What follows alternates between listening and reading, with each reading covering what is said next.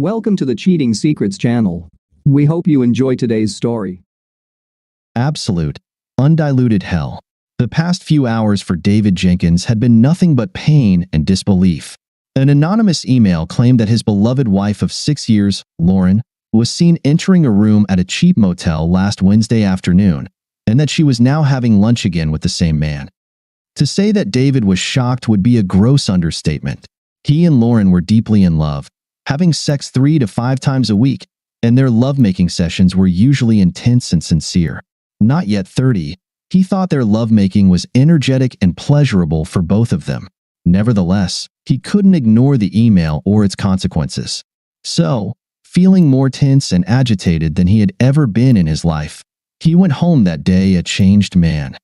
Arriving home around 6 p.m. as usual, he saw Lauren's car already in the driveway.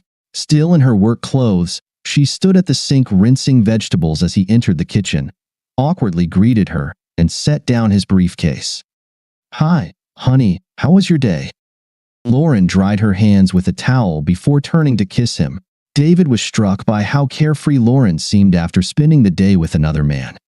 "Great, but today we had some bad news related to the project we're working on, and it looks like I'll have to go to Greensboro on Friday, so I won't be home until at least 8 in the evening, depending on how the meetings go, and then I'll head straight home." David knew Lauren's work schedule fairly well, especially that it was most flexible on Wednesdays and Fridays in the latter part of the day.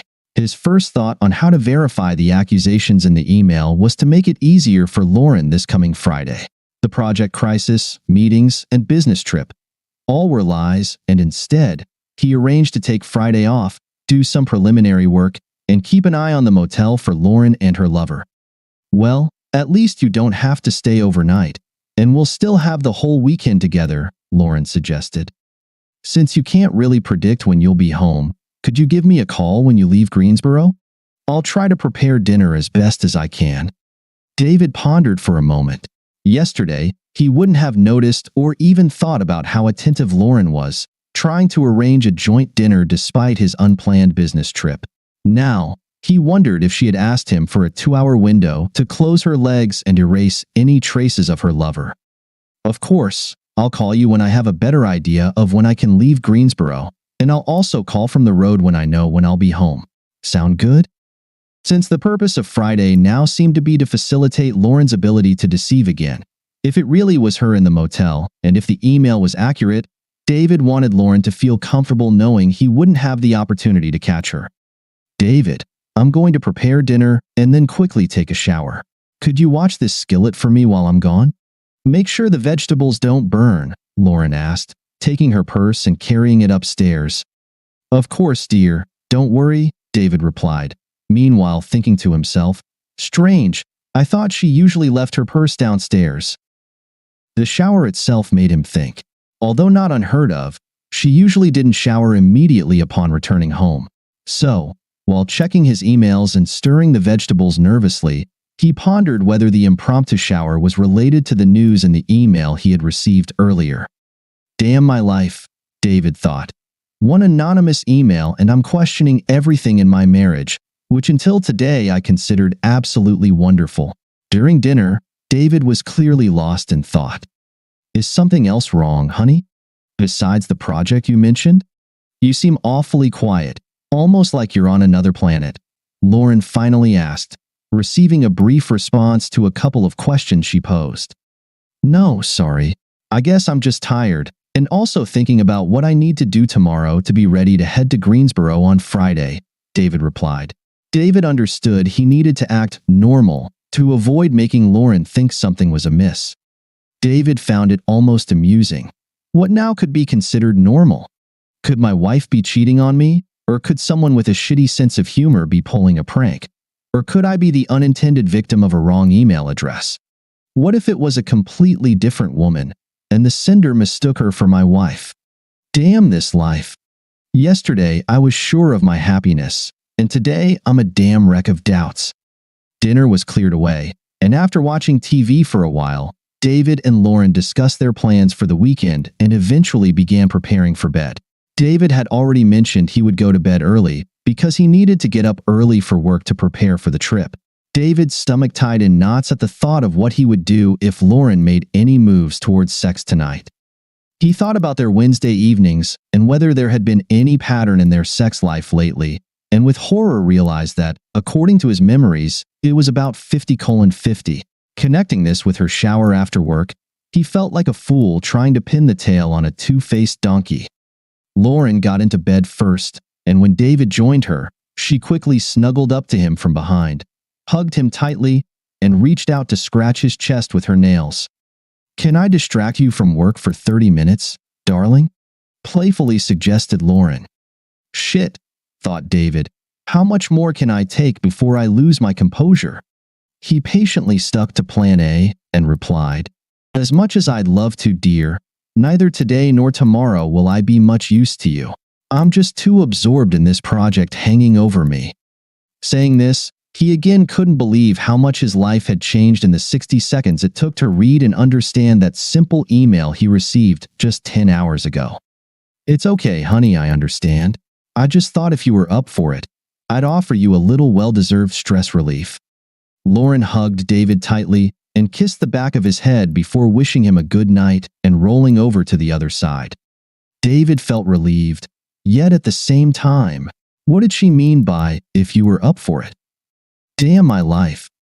David got up and left for work before Lauren woke up, so he avoided further questions or probing looks.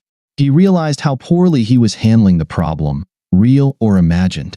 The previous night reminded him of Poe's The Telltale Heart, and realizing this, he knew he had to avoid another night of close contact with Lauren. "Hi, darling, I'm going to work late tonight, preparing for tomorrow's trip and meetings, so don't worry about dinner for me, and I'll probably see you before bedtime," David left in her voicemail around noon. However, Thursday was spent unprepared for the business meetings. David was a planner and organizer by nature and profession, so although he had no undeniable evidence of her infidelity, he wanted everything organized. He called everyone until he found a lawyer who could meet with him the next day, and searched online for recording devices. Deciding on one he wanted to buy, he searched for local stores with similar devices and found a shop he would visit before heading home. David was competent enough in his actual work that no one questioned what was happening, but his heart and mind were clearly elsewhere. He was a little late coming home from work, then stopped by a surveillance equipment store and bought a simple voice-activated pin that he thought he could hide in Lauren's purse, which she usually had with her in her office and in the car. He also brought work home to pretend he was preparing for the trip the next day until Lauren went to bed. "Hi, honey. I'm so glad you're finally home," said Lauren, approaching the door when David arrived around 9 p.m. "How's the project and trip going?" "I think okay. Since we found out about these new issues, we've allocated more resources to it, so I hope everything will be resolved by Friday, for better or worse." This is playing with fire, David reflected. For better or worse. I wonder if she feels the same right now? To David's relief, Thursday evening was a repeat of the previous night, just with hugs. To her credit, Lauren seemed perfectly composed and, as far as David could tell, treated him as she always had. Figuratively speaking, though, he was such a wreck that Lauren probably had an easy time seeming normal compared to David. On Friday, rising again at dawn, David checked the pin, placed it in Lauren's purse, and left home. He spent some time in a cafe, then headed to his meeting with a lawyer at 10 a.m. David considered this meeting solely for gathering information, but he ended up liking the lawyer a lot. They discussed David's email and his still unconfirmed concerns, as well as today's date with a potential lover that David planned to investigate himself. He acknowledged he had nothing but that cursed email, so going all in on a private detective or thousands of dollars in surveillance equipment didn't make much sense. From the lawyer, David learned about the standard reality of divorce, if it came to that. Without children, a no-fault divorce was relatively straightforward, especially since David and Lauren earned comparable incomes and had similar pension plan balances. The house was mostly in debt, so its liquidation would be more of an emotional shock than a financial strain. However, David left the law firm in complete bewilderment. How could I even sense this nightmare and think everything wouldn't be so bad? We were supposed to be together forever, until death do us part. David spent his lunchtime at a cafe, browsing the internet, and continuing to study the procedure of what is called divorce. Websites abound with information on how to detect a cheating spouse, as well as how to avoid detection when cheating, how to hide income, and how to find it. The most enlightening were the sites dedicated to why spouses cheat. None of what David read touched on Lauren's motivations. This fact alone likely caused David deep down to hope that it was all a mistake. Lauren couldn't be cheating on him. They were too close, too deeply in love, too synchronized with each other for it to be true. When he could no longer dwell on the topic of deceit, he gathered his things and left, heading to the motel. Time seemed to drag slowly, or so it felt to David. As he drove to the motel mentioned in that cursed email, he realized that if this whole affair story was indeed true, it was quite possible that Lauren didn't always use the same motel. If that were true, then his entire day could have been in vain, and he still wouldn't know for sure. The pin he placed in her purse might eventually yield some results, but David knew he could no longer bear this uncertainty about the state and future of his marriage. Pulling into the motel parking lot at 1:40 p.m., he circled around until he found a secluded spot with a view of most rooms and the office. Now he just had to wait.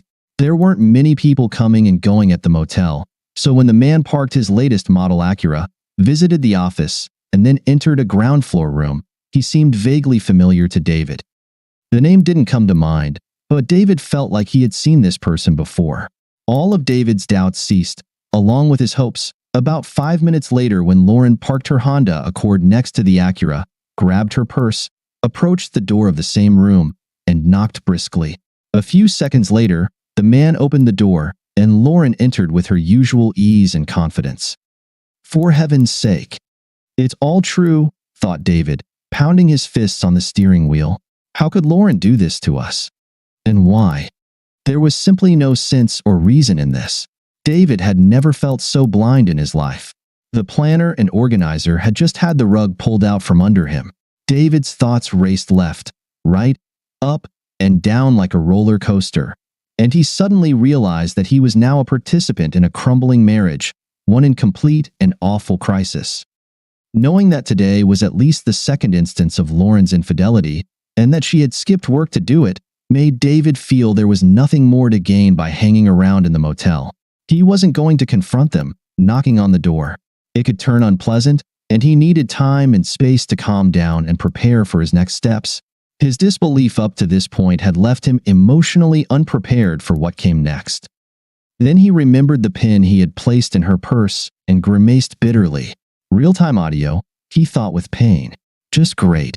He had the presence of mind to take several photos of the two cars parked side by side before their love nest and close-ups of the man's car with the license plate, before slowly turning towards the exit and back onto the road. He had no destination in mind, but he aimlessly drove for a while until he nearly ran a red light and was almost hit. This shook him up, so he stopped at a brew pub and had a beer, trying to gather his thoughts. At first, he thought he had just transitioned from idle suspicion to full awareness, but he realized how little he actually knew at this point. And he had no idea who this guy was, how long this had been going on, and, more importantly, why? As far as he knew, for over 7 years, he and Lauren had been exclusive, engaged, and then married. He had enough evidence to confront her, but not enough to know if what Lauren would say was true. As painful as it was to listen to the recording of today's rendezvous, he knew he needed to wait to retrieve the pin from her purse before saying anything to Lauren. He also knew he couldn't be near the loving Lauren if she was in the mood for sex later, after his supposed business trip. This week he had been pushing her away, citing the trip, so his ready-made excuse would disappear, and further refusal of sex with Lauren would likely raise her awareness that something was amiss. So, what to do? I need that pin, then I need to quickly confirm there's something on it, and then I could leave home and stay away for a few days to figure out where I stand in all this shit, David scribbled in his mind. With this general plan in mind, a cunning thought came to David. She thinks I'll arrive later than usual tonight. To shake her and her lover up, I need to call with news that I'm almost home. After finishing his beer and settling the bill, he pulled the car back onto the road and dialed Lauren's mobile number. He left a voicemail. Hey darling, great news. The prep work paid off big time, and everyone did a fantastic job getting everything back on track. So I'm about 30 minutes out of Charlotte, and traffic isn't too bad. I should be home around the usual time. I hope this scares the shit out of her, damn bastard, David muttered to himself aloud.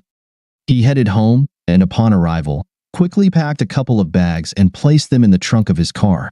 Then he sat down and wrote a note to Lauren. Depending on how the night went, he wanted to have the option to just escape without a big confrontation. He didn't know what was on the recording, so he didn't want a full-scale confrontation yet. Part of his reasoning was also a desire to shock her to the same extent she had shocked him. When David called Lauren, she and her lover Rob were in the throes of their second coupling that day. Today was their last day together, and thanks to David's additional runway, they completed a second lap for the first time. They saw it as a celebration or a victory dance, but now it seemed like a potentially reckless move. Listening to the voicemail message, she muttered, "Shit. I need to move, Rob." That was David, saying he's already heading back and will be home around 6 p.m., as usual. "Well, at least you got the early warning call he promised you," Rob joked in response as Lauren hugged him goodbye and quickly rushed to the bathroom to take a shower. Routine and habits took over. Rob dressed and left the room while Lauren was taking a shower. He headed to the gym for his standard workout after their lovemaking and shower. On the way home, Lauren was more concerned about David's early return home and his cheerful mood about the project turning for the better. "I thought he would come home late and probably burn out from meetings and trips, but he'll likely want to make love tonight after missing most of the week," she thought, turning into their neighborhood. Still a bit nervous, she rounded the corner, approached their home, and saw David's car already parked in the driveway. "Holy shit, he made good time in Friday traffic," she muttered aloud, parking her Accord next to his new Civic. Lauren thought he might want to pounce on her as soon as she walked in, and that more time since her illicit afternoon sex might come in handy. She thought maybe preemptively suggesting a nice celebratory dinner could be a good idea. David was on pins and needles when he heard Lauren's car in the driveway. It would be the first time he would see her since he found out for sure that she was cheating. Bags packed and in the car, note prepared, all he needed was the pin for the note. He sat in the living room, waiting to confront Lauren as soon as she arrived. "Hi, honey," exclaimed Lauren, entering and seeing David rising from his chair. "Looks like everything went well. Why don't we go somewhere to eat and celebrate?" she asked him as they hugged and kissed each other. "That sounds great, especially since I got home early. Why don't you go upstairs and change, and I'll go ahead and make a reservation somewhere?" David suggested. Lauren readily agreed, tossing her work bag and purse on the table, then heading up the stairs to the master bedroom. David waited until he heard the shower start, then approached her purse and retrieved the pin. He pressed rewind, then play, hearing the beginning of the lovers' conversation before quickly turning off the pin. "Well, that settles it. Time to get out of here," David said, taking out his note for Lauren and leaving it on the table next to her bags. Pausing at the door, David looked back at their home, sadly realizing that things between him and her would never be the same again.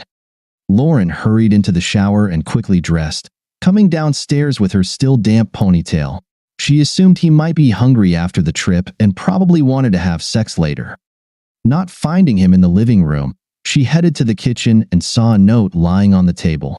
Taking it and starting to read, she gasped, "Oh God, no. This can't be. Lauren, I know about your lover and your affair. I couldn't believe it was true, but your daytime rendezvous at the motel dispelled all doubts. You broke my soul, and I am so sad and hurt that I can't be around you right now. I'll be gone for a night or two while I try to gather my thoughts, then I'll call you to arrange a time for our talk. Do not try to contact me or find me. Trust me when I say I should not see you until I'm ready." David left home and drove to the hotel. Settling into his room, he had dinner downstairs, ordered a double scotch on the rocks, and then reluctantly returned to his room to listen to the recording of Lauren's daytime betrayal of their marriage vows. Seating himself in the chair at the writing desk, he turned on the recorder and heard the following sound as soon as Lauren entered the room. "Lauren, hi, Rob. I can't believe we're done already, both in meetings and in time. I didn't think we'd smoothly get through at least 5 meetings, let alone within 30 days. Rob, hi Lauren. Yeah, I thought it would take more time. We spent much more time planning and preparing than executing. I guess that's the result of good planning, right? I suppose so. I must say, I'm glad it's all over. The stress of hiding our affair is getting to me, and I understand why long-term affairs usually end catastrophically. Yeah, it's the same here. I know my wife has no idea, but I can see how this could easily end over time. You said David won't be in town until late evening, right? I thought we could have a drink together today to celebrate our success and finish things off with a bang. Haha, that's quite unconvincing, Rob. I'm kind of up for it, but rules are rules, so we're not doing anything new that wasn't on the list. Lauren and Rob parted, and David heard kisses and tender moans coming from Lauren. That's so nice, Robbo, that feels so good. That's it. Oh, I'm on the cusp of. David heard the bed creak, and then, my turn. All right, give me that. I want everything to be good and hard in the first round. Oh, it's going to be intense. My wife hasn't had sex since the baby was born. Your tongue feels amazing. David listened to the entire 90 minutes of illicit sex between Lauren and Rob. Two things struck him. Firstly, the sex seemed normal, even mundane, and David couldn't understand why Lauren risked her marriage for the same old thing. Rob used condoms during intercourse, and nothing they did was particularly erotic or exotic. Secondly, neither of them humiliated or debased their spouses in any way. David knew the affair was real. They had met 5 times, but he still had no inkling of the why behind it. Friday night was mostly sleepless for both David and Lauren. Eventually, David gave up and realized there was nothing more to glean from the recording. Deciding to take the weekend off and be free from work, he messaged Lauren, "I'll come by your place at 11 a.m. to talk, if that's okay with you." Upon hearing the ping of an incoming message, Lauren grabbed her phone. "Yes. Please come home. I'm so sorry I've caused you pain." David ignored Lauren's response. Arriving shortly before 11 a.m., David dragged himself to the front door and rang the doorbell. Lauren opened the door. "David, you don't need to call in your own house," she said.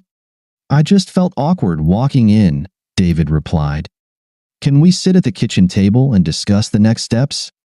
Lauren was displeased with David's businesslike behavior and how the discussion was unfolding.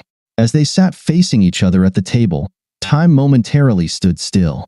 Then David cleared his throat and asked a question that shook Lauren to her core. "Do you deny in any significant way the facts I've learned about your involvement with Rob?" Lauren teared up, reflecting on David's question and how focused and serious he was. In her opinion, this conversation needed to make David understand that nothing she had done changed her feelings for him, and that her affair with Rob was merely to prove their co-workers wrong. David knew only about the meaningless sex and nothing of the conversations at work that led to Rob and Lauren's plan to prove their friends wrong. "David, before we proceed further, you must first understand that Rob and I did this only to prove that we could have an affair without anyone finding out. Several months ago, many of us at work were discussing affairs and how they almost always get discovered, as well as the tragic upheavals they cause in marriages.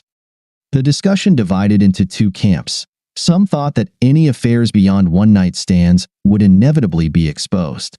Others believed that keeping something more than a one-night stand secret would require some planning and, of course, a fair amount of deceit, but it could be done.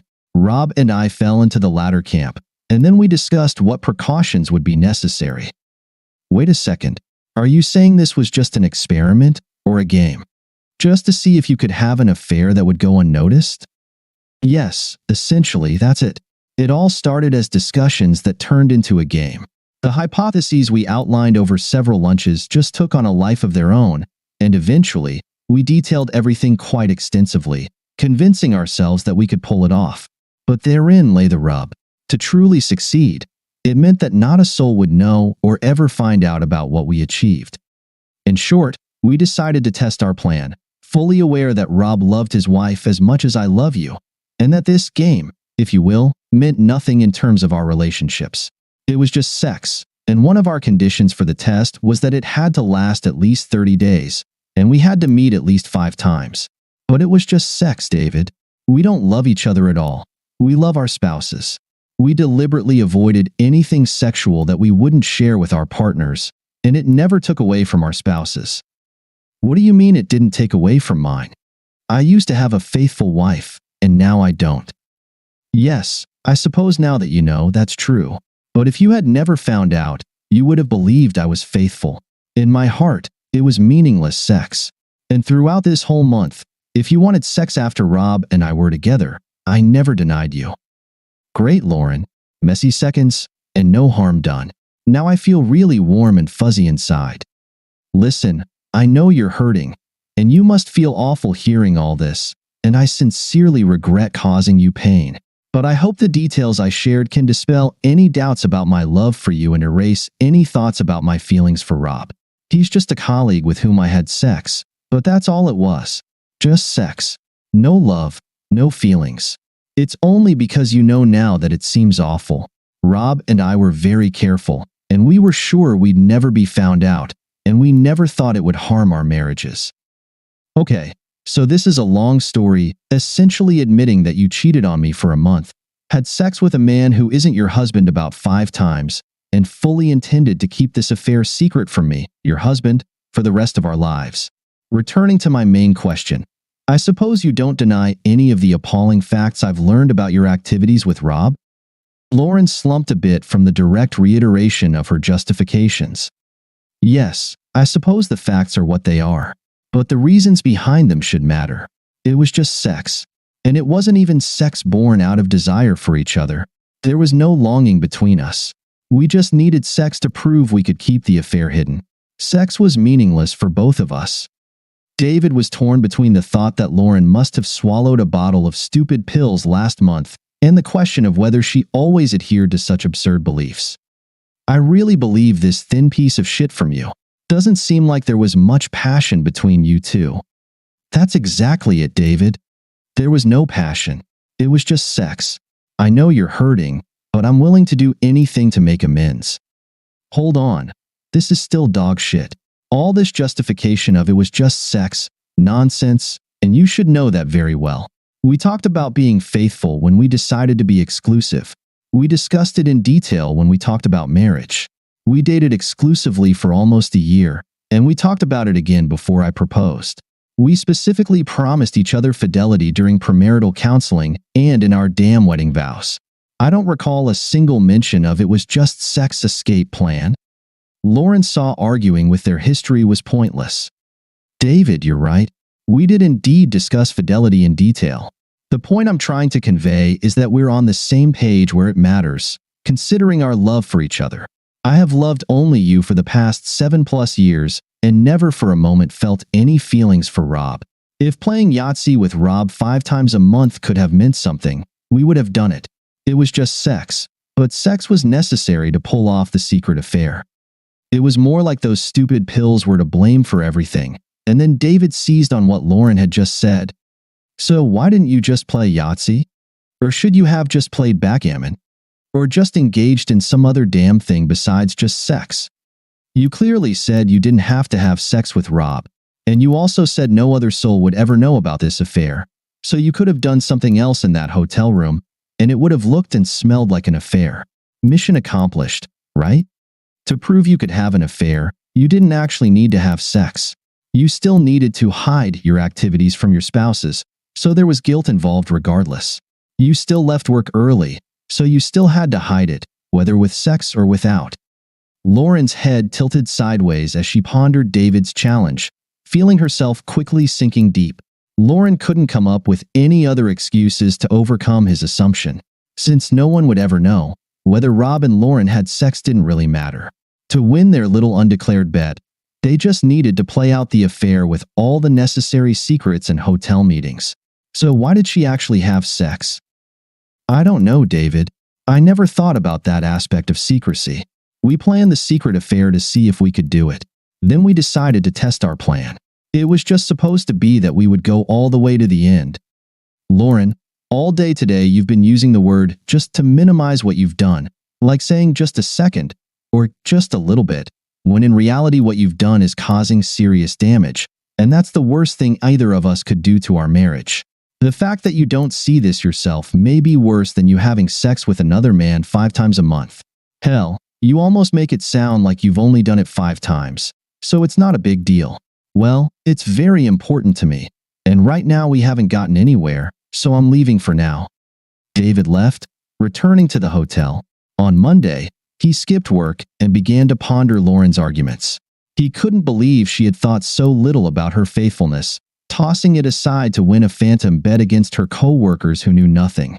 To her, it was all a game. Enough from me, David thought to himself. I could sit here, torment myself, and try to find some explanation for her actions, but there isn't one. It wasn't just sex. It was a betrayal of her commitments to him, her precious vows to keep those commitments to him forever, until death do us part. What struck David most of all, ultimately, was how surprisingly at ease he felt with his final decision. He felt better than he had since receiving that damn email. Not losing hope, Lauren readily agreed to another meeting the next day. "What's this?" asked Lauren, quickly scanning a stack of papers. "It's just divorce," David replied. Thank you for being with us and listening until the end. If you found it interesting, please subscribe, give us a like, and leave your comments. And we'll see you on the Cheating Secrets channel.